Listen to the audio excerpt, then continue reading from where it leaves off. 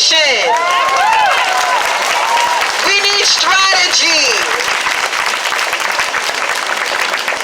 This is not just random occurrences. Time and time again, we see this. We see that the police, the National Guard, they're ready to go. They're organized. When they get called upon, they got helicopters everywhere. They're ready. They got drones. They got the press. They got all this stuff. We need our own organizations.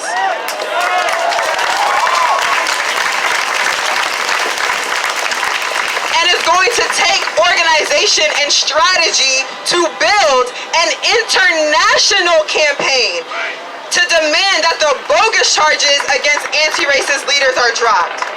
The Black Panther Party had the Free Huey and Free Angela campaigns in the 60s and 70s. We need to build our own campaign to defend our political prisoners.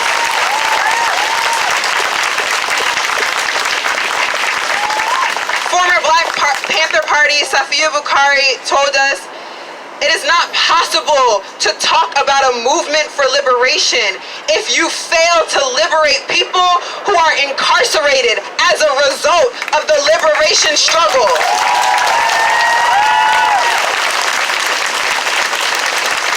If we want any shot at winning justice for Breonna Taylor, for any of the victims of police terror, not just in other states, but right here in Boston, okay? Terrence Coleman, Osama Rahim, Bo Ramsey White. If we let them criminalize our leaders, our movement will never again make it far before getting cut at its knees and again and again and again attacked. Are we gonna let that happen? Are we gonna let that happen? All right, so I wanna see y'all not just today, I wanna see you tomorrow. Mass Action Against Police Brutality is having a demo at 3 p.m. starting at Ramsey Park.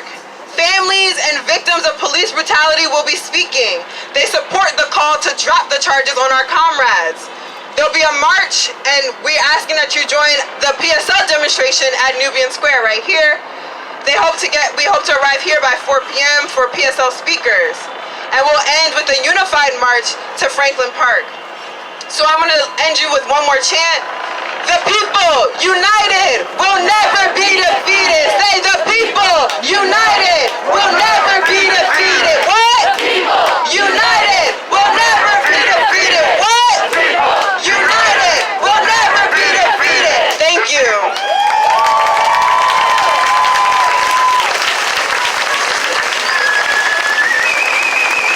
Make some more noise for y'all. Make some more noise. I'm loving this energy. All right, so up next, I believe in showing love to the people that are in the area that we come and frequent. So we're gonna bring up a member of the community. His name is C1. He's gonna make us feel welcome, and then we're gonna continue on with the final two speakers. Is that cool? Make some noise for C1, y'all. Hello, everybody. How you doing? First of all, I'd like to welcome you to Nubian Square. Now, I'm going to give you a quick bit of history about Nubian Square to let you know that the oppressor never dies. Once again, the oppressor never dies. I happen to be blessed to be a part of the committee that changed the name from Dudley to Nubian Square. And the reason why I mention that factor, being this in a historical spot, is while we was fighting for it, the Dudley family got together and called the governor. So I say that to you, that these fights will never stop. We have to do what you see on my mask. Vote the right person in office. Because what I know about who you're supposed to be when you're in office is that you fight for the people. See, we get caught up in them being in college. We get caught up in them being very educated. But where's their soul? Where's their mind? Where's their compassion? You need to start looking at your leaders in the community. Back them up. Give them strength. And applaud these young people who came together to bring us all together right in the heart of a Nubian Square. My name is Clifton Braithwaite. I am the president of GLO, Solutions for Humanity. You can Google me. I've been doing this from the day of birth, but I am not of my elders' bloodline. What I mean by that is I encourage you to fight. There's no such thing as a lane. This brush is so broad that we're fighting. We need everybody to stand up. So put your hands up. If you're not registered to vote, you're saying nothing. In Boston, Massachusetts, it doesn't matter if you have a record, a felony, you have the right to vote and run for office. In Boston, if you're the age of 16, you can pre-register to vote. We need to build the youth so they can be our future and our back. This means nothing if we keep killing ourselves in the hood, homeboys. Let's go! Homegirls. To be and to have true strength is to have true unity and love yourself first. God bless the Commonwealth and the Boston residents that make things happen. GLO for life. Let's go. Nah, I need way more energy than that because that was cool.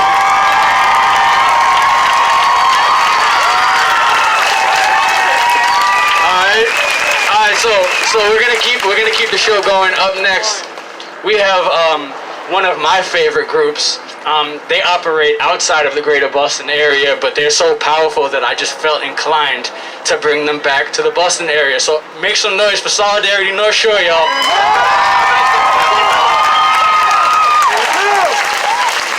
Hi everyone, my name is Alway Hamidou Tabay. I'm an organizer for Solidarity North Shore.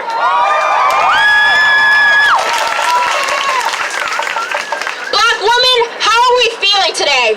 How are we feeling? Come on, make some noise. How are we fucking feeling?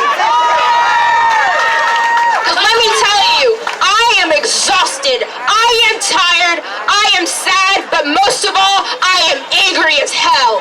Black women are angry as hell. This week, this verdict, this choice has altogether embodied how black women are treated across the country. Always in the line of fire and always without protection. Black women feel a constant need to protect, fight, and show up for others, but when our lives are stolen or at risk, the overwhelming silence pushes us all away.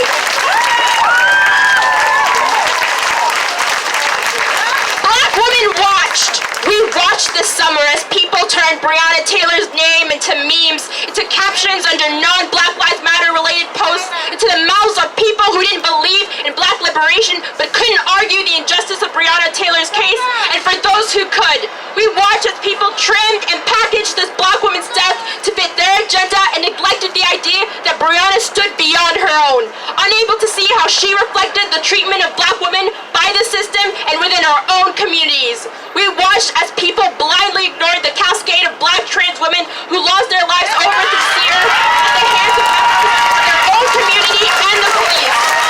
We watched as a black woman organizer lost her own life because her community didn't have her fucking back, embracing her voice but neglecting her security. This summer, the rest of you saw what black women are reminded of every day of our lives. Whether we've chosen to realize it or not, when it comes to the ladder of capitalism, we always fucking land in the bottom. Our black trans sisters right below us. Black women saw reflections, our mothers and sisters' reflections in Breonna Taylor's case, and some in our black trans sisters, such as Laylan Polanco, brutally murdered by the police. But we also saw our faces in Luau Toyin Salu and our black trans sister, Dominique Rem-Niefels, brutally murdered by members of her own fucking community. We felt the deep knife of injustice pushed in our back and the undeniable fact that the only people who ever truly protect black women are black women.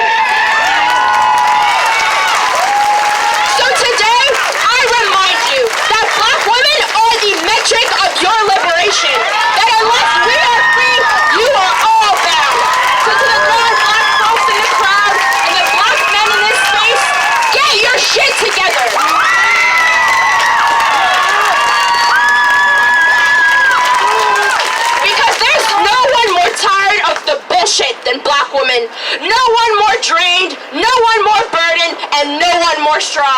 Without us, you'll always lose. If black women are dying, then so are you.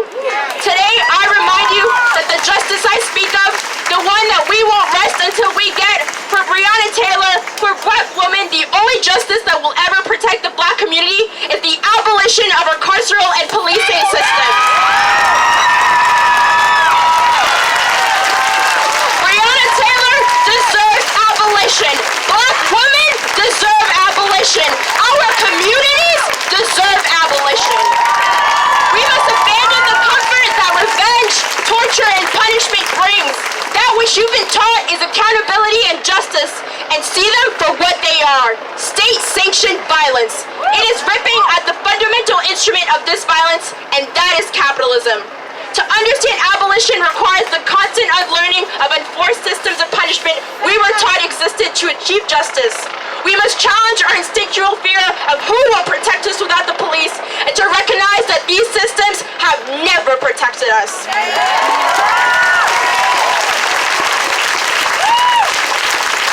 Abolition is not absence, it is creation. It does not mean we are leaving our communities vulnerable to the threat of violence that may occur. But we believe that the police and prisons are obsolete, and that people deserve new systems of safety that are not breeding grounds for racism, sexual assault, physical and emotional abuse, and more. Police do not address the truth of committing crimes, and that is the conditions of our society. The lack of accessible healthcare, equitable education, affordable housing, the unfair working circumstances, the increase in evictions, the lack of rights offered to non-citizens in the United States, and more, that put people in positions to commit crimes. Police do not exist to prevent and deter from crimes. They exist to ensure that those conditions continue to exist. For bosses to exploit their workers and commit wage theft, for the ruling class to maintain power over every worker, and for property to remain in their power. They serve to protect oppressive systems, not those that are oppressed. And let me tell you, for those that tell us to get out the vote, we've tried electoral politics. And if we do choose to vote, it won't be for him. And you know that. And if we don't choose to vote, it will be rooted in the cruelty and violence it takes to cast a ballot against you. And the trauma it pushes out to put faith in a system that kills you. Knowing when the ballot closes, if Biden does reign, you, mostly non-black folks, will leave the streets. You will fall back, and we will die again and again over the next 4 years. It is the fear that one of us will die on video for our mothers to rewatch over and over again. How many more of us do you need fucking dead? Do you need videos of before you take action? Learn of the deep structures that have led us to our fights, and learn most importantly that they will never be voted away. That when you vote for Biden, you are still choosing an enemy. The less of two evils is still evil. It is people power, and as history has proven, people power front and center that topples empires of oppression. You are just choosing an enemy marginally easier to topple. We are standing on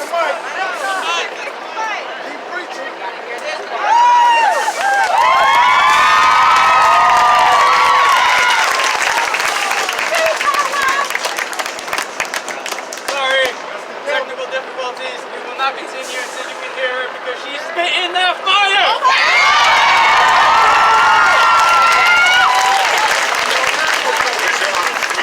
check mic. All right. You are just choosing an enemy marginally easier to topple. We are standing on stolen indigenous land, surrounded by buildings built by enslaved people and wealth earned via slavery on colonial grounds that some of you, after all this, still believe have been formed in the pursuit of democracy and freedom. And to that I tell you this. This country is in the pursuit of money and money only, at the expense of exploiting workers that are forced to build their own handcuffs to a system against us. I say that little to no political democracy is not democracy. We don't choose what/who we vote on. We do not have the power to abolish these systems via voting, because it is reserved for members that are selected to serve those systems. We cannot legally literally defund police systems, redistribute to the community. We cannot invest in our interests because the government isn't for the people. It is for the ruling class. We are forced to beg elected officials to listen. Those same elected officials that approve those budgets, gentrify our neighborhoods, and call it development, cut our education funding that have historically silenced us. And we must beg them for freedom, and you, after knowing all this, call that democracy? I say we demand better, and I say if you marginally benefit from the oppressive system, you have the largest responsibility to oppose them. So tonight, and after November, whether Biden or Trump's win, we take to the street until we get justice. We are waiting for the next fucking 4 years. We are waiting for the next body to drop. When you march today, you make the note that this isn't your last time marching. It is only the fucking beginning.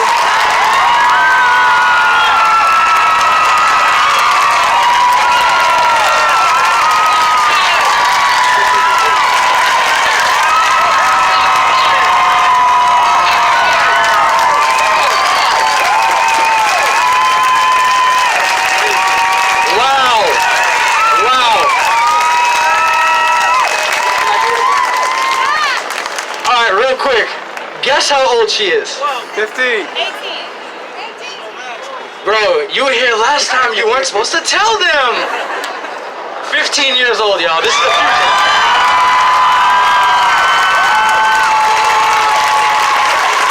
Okay, I'm not gonna lie, guys. The last time I was here, I was 15, but my birthday was in August. I'm 16 years old.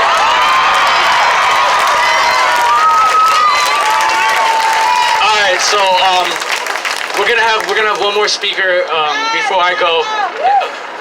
But listen, this lady right here is the truth. We're out here to try to reignite, you guys, motivate you guys. I'm gonna let you all know this is one of the ladies that motivated me. In case nobody knows who this is Monica Cannon Grant, founder of Violence in Boston. She held that 55,000 people protest back when we were all out in the streets. She just opened a social impact center in Hyde Park, giving the community resources that the government should be giving us. She's not being funded by the government. She's being funded by the people. She's being funded out of her pockets. She's got a family that she should be with, but guess what? She's here with us. So before she comes on, I need everybody to make some noise for one of my heroes, Monica Cannon Grant.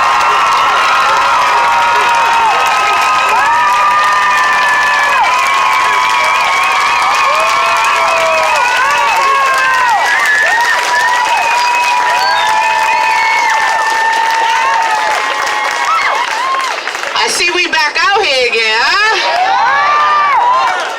Listen, I'm gonna tell y'all like I tell us all every time we galvanize together, we have an obligation to not just show up today, leave, go home, eat your cheese sandwich, and check off the box that you marched for the Negroes. What I need you to do, right, is keep that same energy consistently on their ass, okay?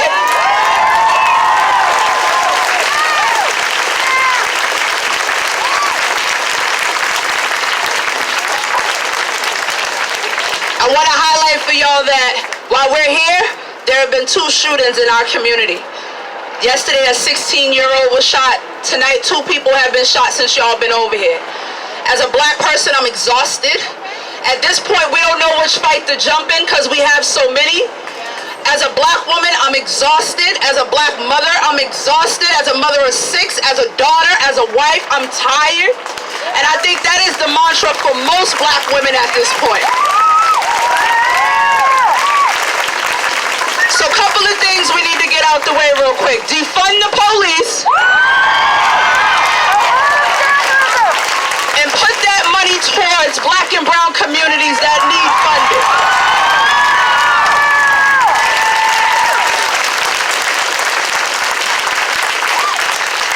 Also, I want to implore you, it is an election season coming up, but I'm not talking about Trump and Biden, I'm talking about local politics. So listen, I'll be the first to say it. All skin folk ain't kinfolk. So what that means is I need everybody who can hear me, do your homework. Check people's records. Everybody wants to jump on the Black Lives Matter train right now, but where were they at 2 and 3 years ago when they sat in them seats and didn't do shit?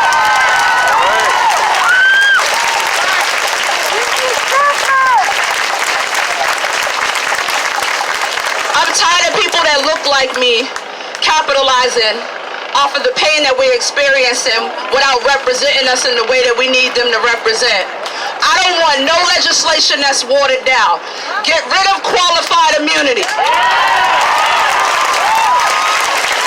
If you're not abolishing it, we're not having the same conversation. And for those people who are like, well, defund the police means something different. I said what I said. It means what I said. Right?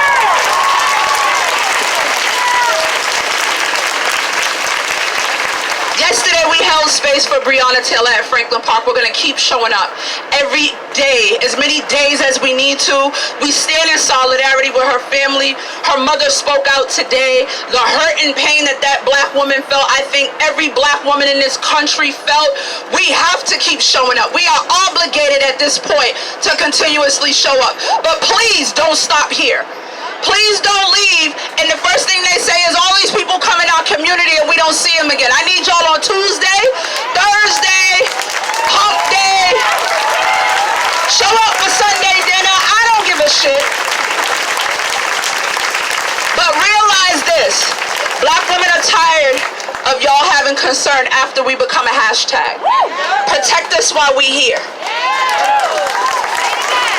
Oh, y'all didn't hear me, right?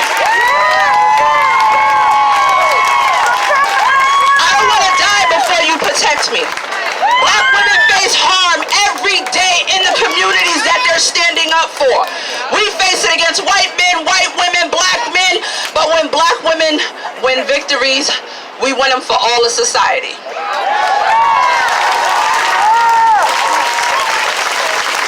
So when you leave here, call Governor Baker, who decided to deploy 1,000 National Guard members, and tell him that that shit's not okay. Call him and let him know it's not okay to give his officers bonuses to not kill black people.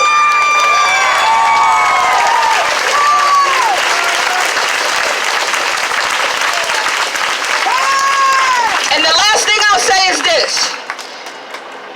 If I die, they killed me. Burn this bitch the fuck down.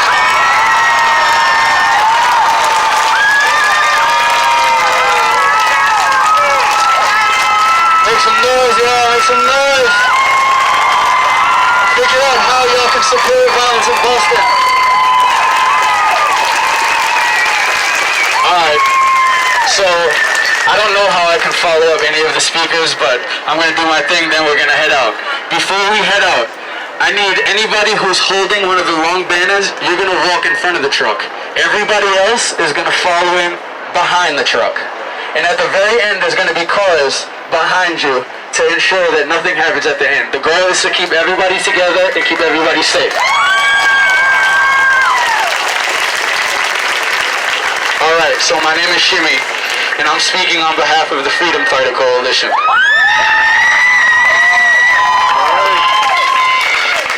We don't even know where to begin. The flurry of emotions happening right now is so overwhelming, I don't even know anymore. Before we begin, I ask everybody to take a moment of silence. Please.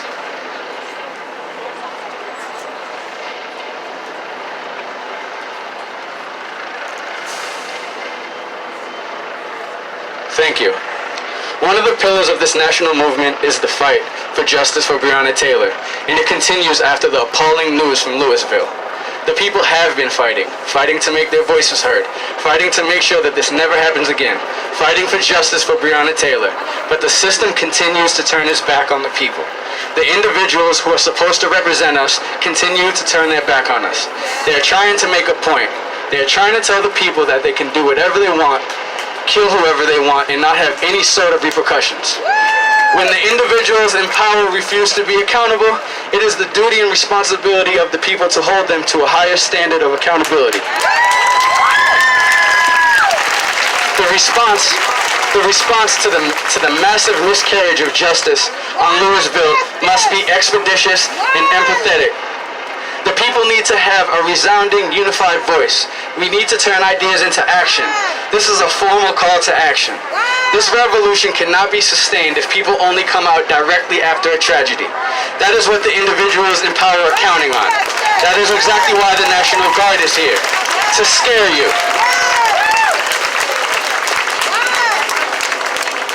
They expect us to show out strong this weekend, as we will. They're playing the waiting game.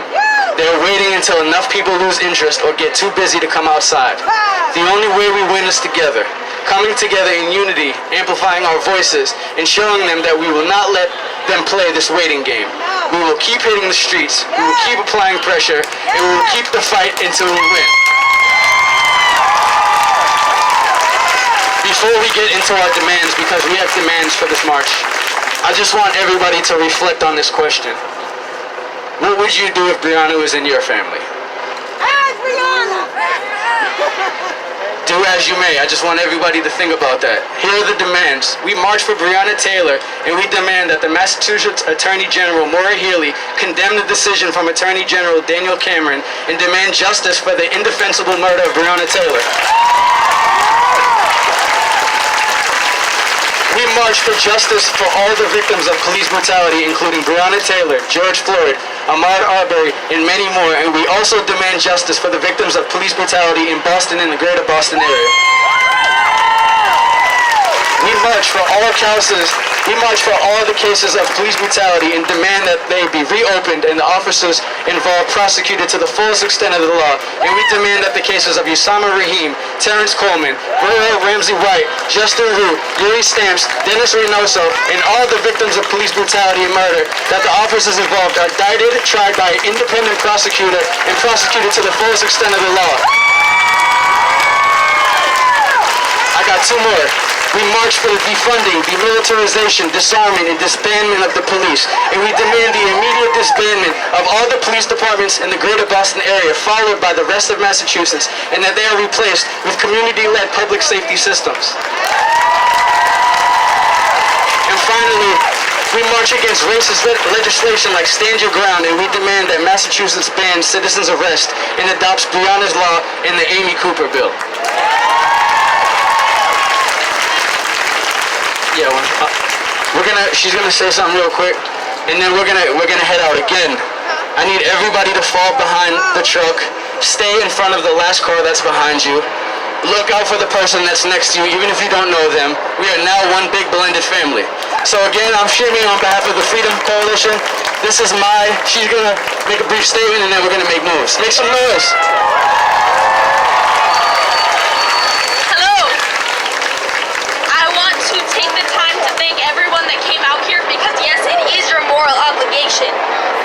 Secondly, I would like to thank Shimmy for putting this shit together, because we did this in 45 hours and it was mostly Shimmy. So thank you.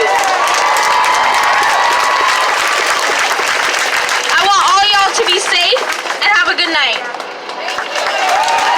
Alright, so give us a minute. All the volunteers, anybody who has a banner, please come to the front. All the volunteers, if there's any water or snacks left, please try to pass that out. If you have a bag, please carry some. The goal is to get rid of all of that. Again, like they said earlier, we want to leave this park in the condition that we found it. So if you see any trash, please throw it away. If you don't have a mask, please come to us and we will give you a mask. Keep social distance as much as you can. Stay safe. Appreciate you all for coming. We outside.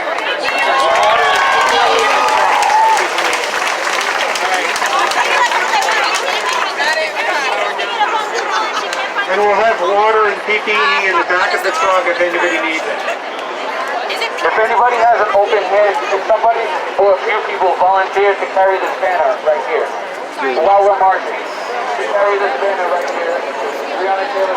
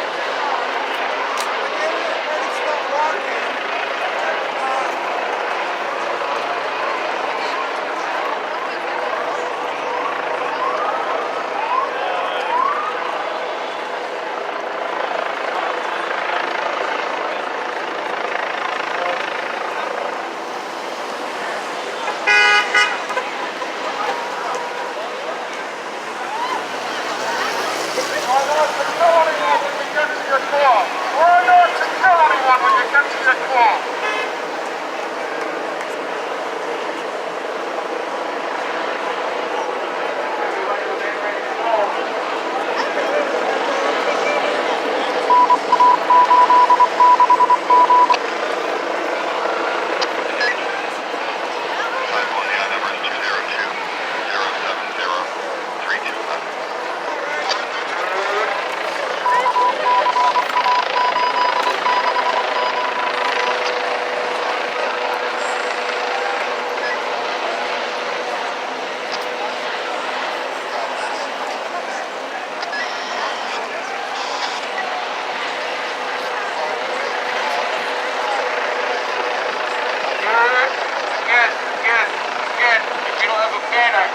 Respectfully, just wait right here, and when the truck goes up, just roll in behind. As we are now one big blended trail, marching for justice. If you have any questions, look for the folks at the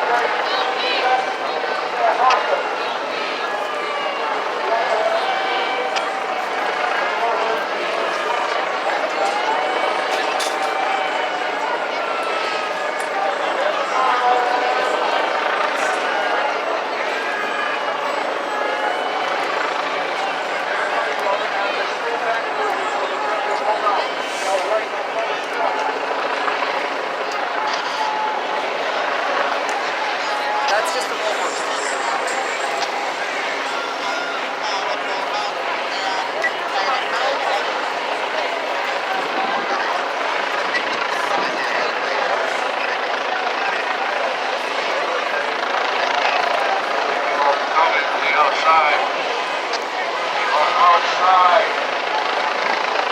outside. Respectfully behind the truck and we're coming.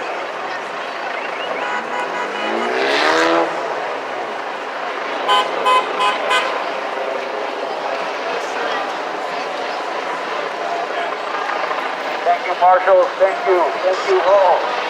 We are outside.